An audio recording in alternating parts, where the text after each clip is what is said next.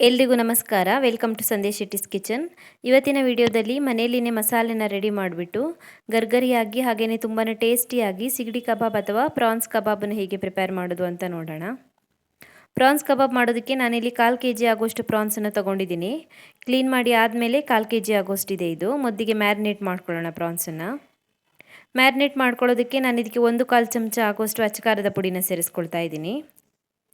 ಹಾಗೆಯೇ 3 ರಿಂದ 4 ಚಿಟಿಕೆ ಆಗೋಷ್ಟು ಅರಿಶಿನ ಪುಡಿ, 1/4 ಚಮಚ ಆಗೋಷ್ಟು ಕಾಳುಮೆಣಸಿನ ಪುಡಿ, ಅರ್ಧ ಚಮಚ ಆಗೋಷ್ಟು ಶುಂಠಿ ಬೆಳ್ಳುಳ್ಳಿ ಪೇಸ್ಟ್, 2 ರಿಂದ 3 ಚಮಚ ಆಗೋಷ್ಟು ಮೈದಾ ಹಿಟ್ಟು, 1/2 ಚಮಚ ಆಗೋಷ್ಟು ಜೋಳದ ಹಿಟ್ಟು, ಹಾಗೆಯೇ ಕ್ರಿಸ್ಪಿಯಾಗಿ ಬರೋದಕ್ಕೆ ಅರ್ಧ ಚಮಚ ಆಗೋಷ್ಟು ಅಕ್ಕಿ ಹಿಟ್ಟು, ರುಚಿಗೆ ತಕ್ಕಷ್ಟು ಉಪ್ಪನ್ನು ಸೇರಿಸ್ಕೊಳ್ಳಿ.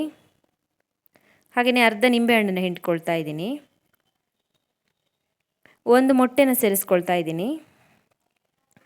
ಬೇಕಿದ್ದರೆ ಫುಡ್ ಕಲರ್ನ ಸೇರಿಸ್ಕೊಳ್ಬೋದು. ನಾನಿಲ್ಲಿ 3 ಚಿಟಿಕೆ ಆಗೋಷ್ಟು ರೆಡ್ ಫುಡ್ ಕಲರ್ನ ಸೇರಿಸ್ಕೊಳ್ತಾ ಇದ್ದೀನಿ. ಕಲರ್ಗೆ ಮಾತ್ರ ಇದು, ಬೇಕಿದ್ದರೆ ಮಾತ್ರ ಸೇರಿಸ್ಕೊಳ್ಳಿ. ಸ್ವಲ್ಪ ನೀರನ್ನು ಸೇರಿಸ್ಬಿಟ್ಟು ಚೆನ್ನಾಗಿ ಮಿಕ್ಸ್ ಮಾಡ್ಕೊಳ್ಬೇಕು. ಜಾಸ್ತಿ ನೀರಾಗಿ ಕಲಿಸ್ಕೊಳ್ಬಾರ್ದು, ಗಟ್ಟಿಯಾಗಿ ಕಲಿಸ್ಕೊಳ್ಬೇಕು. ಗಟ್ಟಿಯಾಗಿ ಚೆನ್ನಾಗಿ ಮಿಕ್ಸ್ ಮಾಡ್ಕೊಳ್ಳಿ.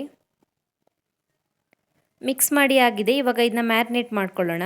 20 ನಿಮಿಷ ಆದ್ರೂ ಮ್ಯಾರಿನೇಟ್ ಮಾಡ್ಕೊಳ್ಳೋದಕ್ಕೆ ಹಾಗೆಯೇ ಇಟ್ಬಿಡೋಣ.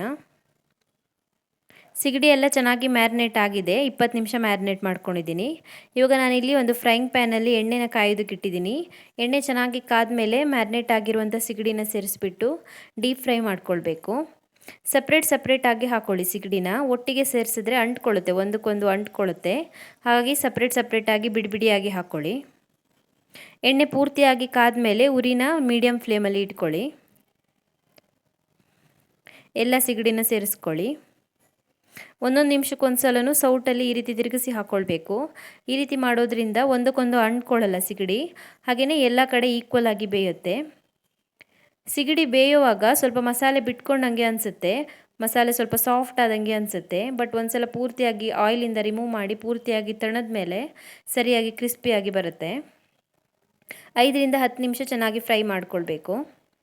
ನಾನೊಂದು 10 ನಿಮಿಷ ಮೀಡಿಯಮ್ ಫ್ಲೇಮಲ್ಲಿ ಚೆನ್ನಾಗಿ ಫ್ರೈ ಮಾಡ್ಕೊಂಡಿದ್ದೀನಿ. ಚೆನ್ನಾಗಿ ಫ್ರೈ ಆಗಿದೆ, ಚೆನ್ನಾಗಿ ಬೆಂದಿರುತ್ತೆ. ಇವಾಗ ರಿಮೂವ್ ಮಾಡ್ಕೊಳ್ಳೋಣ ಆಯಿಲಿಂದ. ಇವಾಗ ಸ್ವಲ್ಪ ಮಸಾಲೆ ಸಾಫ್ಟಾಗಿ ಅನಿಸುತ್ತೆ. ಬಟ್ ಪೂರ್ತಿಯಾಗಿ ತಣದ ಮೇಲೆ ಕ್ರಿಸ್ಪಿಯಾಗಿ ಬರುತ್ತೆ, ಚೆನ್ನಾಗಿ ಬರುತ್ತೆ ತಣದ ಮೇಲೆ ಪೂರ್ತಿಯಾಗಿ. ತುಂಬಾ ರುಚಿಯಾಗಿ ಬರುತ್ತೆ. ನಾನ್ ವೆಜ್ ಮೆನು ಎಲ್ಲ ಇರುವಾಗ ಸ್ಟಾರ್ಟರ್ ಆಗಿ ಯೂಸ್ ಮಾಡ್ಕೊಳ್ಬೋದು. ಟೇಸ್ಟು ಕೂಡ ತುಂಬಾ ಚೆನ್ನಾಗಿ ಬರುತ್ತೆ. ಹಾಗೆಯೇ ಗರ್ಗರಿಯಾಗಿ ತಿನ್ನೋದಕ್ಕೆ ತುಂಬಾ ಚೆನ್ನಾಗಿರುತ್ತೆ. ನೀವು ಕೂಡ ಟ್ರೈ ಮಾಡಿ ನೋಡಿ. Thank you for watching my video. ನಿಮಗೆ ಈ ವಿಡಿಯೋ ಇಷ್ಟವಾಗಿದ್ದರೆ ವಿಡಿಯೋಗೊಂದು ಲೈಕ್ ಕೊಡಿ. ಹಾಗೆಯೇ ಕಮೆಂಟಲ್ಲಿ ತಿಳಿಸಿ ಹೇಗಿದೆ ಅಂತ. ನೀವು ನನ್ನ ಚಾನಲ್ಗೆ ಇನ್ನೂ ಸಬ್ಸ್ಕ್ರೈಬ್ ಮಾಡಿಲ್ಲ ಅಂದರೆ ಇವಾಗಲೇ ಸಬ್ಸ್ಕ್ರೈಬ್ ಮಾಡ್ಕೊಳ್ಳೋದನ್ನು ಮರಿಬೇಡಿ.